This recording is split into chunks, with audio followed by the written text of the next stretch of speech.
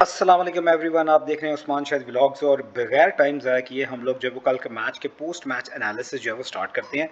और इसके अंदर सबसे जो इम्पोर्टेंट चीज़ है हमने ये देखना है वो कौन सा फैक्टर था कि जहाँ पे जाकर डिस्टर्ब हुई है कराची की टीम और वो जो मैच है वो हार गई है। तो सबसे पहले हम लोग जो है वो डॉट बॉल से अपने स्टार्ट करते हैं। ये रही डॉट बॉल परसेंटेज, और ये जो मैं आपको बताता चलूँ कि ये जो येलो कलर है ये है पेशावर ज़ल्मी का, और ये जो ब्लू कलर है ये है कराची किंग का। अब यहाँ से अगर हम स्टार्ट करते हैं तो ये देखिए सबसे पहले जो 1 से 6 नंबर तक का पावर प्ले था वहाँ पर इन लोगों ने खेले हैं पेशावर ज़ल्मी ने 10 डॉट बॉल, जबकि इसके अंदर 17 डॉट बॉल खेल गई है कराची किंग्स की टीम। एक ये फैक्टर था, क्योंकि लास्ट में आपको पता है कि अगर कुछ बॉल्स होते तो शायद ये कराची जो था वो मैच जीत जाता।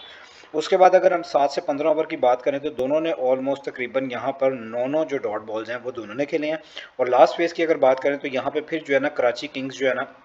उसने ज़्यादा डॉट बॉल खेल दी हैं। यहाँ पर उन्होंने 15 खेले हैं, जबकि यहाँ पर जो पेशावर ज़ल्मी की टीम है उसने 16 से 20 ओवर्स के अंदर जो है वो 11 डॉट बॉल खेले थे। तो ये एक फैक्टर जो डॉट बॉल का है, यहाँ से आप अंदाज़ा लगा सकते हैं कि यहाँ पर डॉट बॉल जो है ये आपको नज़र आता जा रहा है कि जो पेशावर ज़ल्मी ने मैक्सिमम 11 डॉट बॉल खेले हैं किसी भी फेज़ के अंदर, चाहे वो पहला पावर प्ले था, दूसरा था, या लास्ट वाला जो डेप्थ ओवर का फेज़ था उसके अंदर था। तो यहाँ पर जो है ना कराची किंग को जो है ना टाइटली खिलाया है पेशावर के बॉलर्स ने। एक मेजर फैक्टर ये था जिसकी वजह से हम कह सकते हैं कि जो पेशावर को जो है वो नुकसान जो है ना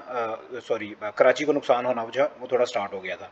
उसके बाद हम अगर आगे बात करते हैं स्ट्राइक रेट वाइज की, तो यहाँ पे देखें 1 से 6 के अंदर जो पेशावर ज़ल्मी है उसने तकरीबन 150 रन्स जो है ना उसके ऊपर प्लस रन्स के हिसाब से जो स्ट्राइक रेट से स्कोर किया है।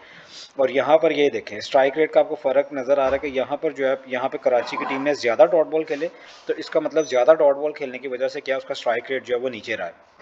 ठीक है, इन्होंने कम डॉट बॉल खेले या इनका स्ट्राइक रेट ऊपर रहा है, तो यहाँ पे जो थे उन्होंने 150 प्लस से बैटिंग किया और इनका अराउंड जो रहा है वो 135 के आसपास रहा है। अब बात करते हैं दूसरी फेज़ की, तो ऑलमोस्ट ये जो दोनों टीम्स थी ये सिमिलर थी। इन्होंने दोनों टीमों ने तकरीबन, इसने जो पेशावर है इसने अराउंड के 175 के स्ट्राइक रेट से रन्स किए हैं और इसने 167 के हिसाब से रन्स किए हैं। तो उसके बाद लास्ट फेज़ में अगर बात करें तो यहाँ पे आप देखें कि यहाँ पर जो है 16 से 20 के अंदर पेशावर उतनी आसानी के साथ रन्स नहीं बना सकी जितनी आसानी से अगर हम देखा जाए तो यहाँ पे जो है कराची की टीम ने रन्स बनाए हैं। और यहाँ पर आपको सबसे इंपॉर्टेंट चीज़ क्या बताना है, ये देखें पहला ग्राफ, उसके बाद जो अगला था ये उससे हाई था और तीसरा उससे हाई था। इसका मतलब ये है कि पेशावर के खिलाफ जो कराची की टीम थी उसने हर फेज़ के अंदर पिछले फेज़ से ज़्यादा अच्छी बैटिंग करनी शुरू कर दी थी। पहला फेज़ उनका बिल्कुल बुरा गया, उसके बाद दूसरा उसका उससे बेहतर गया और तीसरा जो सबसे बेहतर ऑलमोस्ट नियर अबाउट 190 के स्ट्राइक रेट से उन्होंने आखिरी फेज़ में, मतलब आखिरी जो उनका फेज़ था 16 से 20 ओवर्स का, यहाँ पर उन्होंने बैटिंग की है।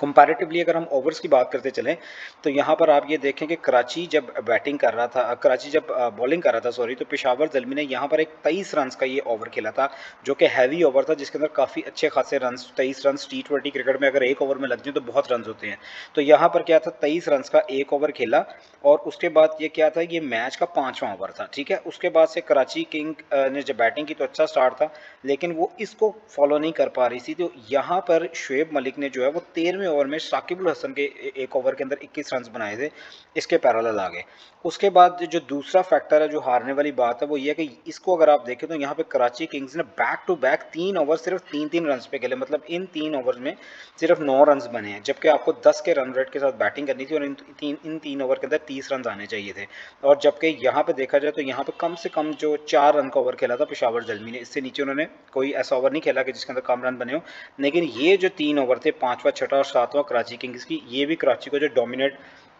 नहीं करने दिया और पेशावर ज़ल्मी ने यहाँ पे भी मैच को कंट्रोल किया था।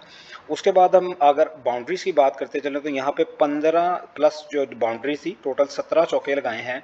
पेशावर ज़ल्मी ने और 17 चौके ही लगाए हैं कराची किंग्स ने और 7 छक्के लगाए हैं पेशावर ज़ल्मी ने और बिल्कुल एक्यूरेट 7 छक्के ही लगाए हैं इसके अंदर कराची किंग और पेशावर ज़ल्मी दोनों की जो बाउंड्री स्कोरिंग रेशो थी वो दोनों की सेम टू सेम रही है। अब अगर बात करते हैं इकोनॉमी की, तो यहाँ पर देखेंगे आपको ब्लू और येलो लाइन दोनों ही एक जैसी लग रही हैं। तो यहाँ पर दोनों की स्पिनर सी, ये नीचे स्पिनर लिखा है, यहाँ से ये लाइन स्टार्ट हो रही, तो जो स्पिनर की इकोनॉमी थी वो इनकी तकरीबन कोई 11 के आसपास रही है दोनों टीम्स की, और जो फास्ट बॉलर की इकोनॉमी थी वो लेस देन 10 रन रही है। तो दोनों की दफ़ा दोनों की सेम टू सेम है, यहाँ पे भी मैच बिल्कुल सेम टू सेम चला है। फील्डिंग पॉइंट ऑफ व्यू से अगर हम बात करते चलें तो फील्डिंग पॉइंट ऑफ व्यू में देखें कि यहाँ पे जो ड्रॉप कैचेज है वो कराची किंग ने 2 कैचेज ड्रॉप किए थे, और जबकि जो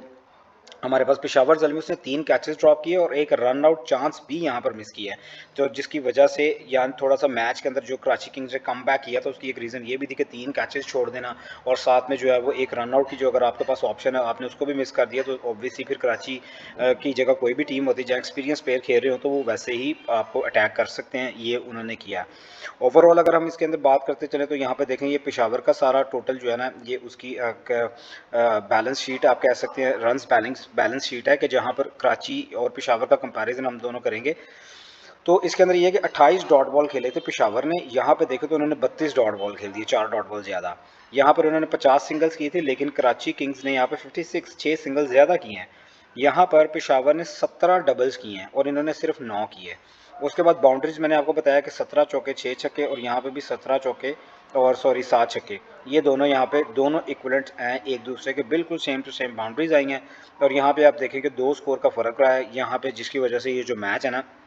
ये कराची के हाथ से जो है वो निकल गया है। तो ये थे इस मैच के पोस्ट मैच एनालिसिस थे और इसके अंदर ये वाज़ेह फ़र्क देखा जा सकता है कि यहाँ पर नंबर ऑफ डॉट बॉल ज़्यादा खेल गई कराची और दूसरा यहाँ पर अगर आप देखा जाए तो यहाँ पे ये जो 3 ओवर हैं, क्योंकि डॉट बॉल का मतलब ये है इन 3 ओवर्स में ये सबसे पहले ये है कि इसको आपने समझना है कि यहाँ पर अगर डॉट बॉल ज़्यादा खेलते जा रहा है तो ये ग्राफ नीचे आता जा रहा है और यही वो एरिया है, ये जो 3 ओवर्स हैं ये कराची के लिए बड़े क्रूशल से और यहाँ पे कराची ने सिर्फ 3-3 रन्स पे ये 3 ओवर खेले हैं और बैक टू बैक खेले हैं। तो जिसकी वजह से आप ये है कि आप इसको देखें तो ये जो है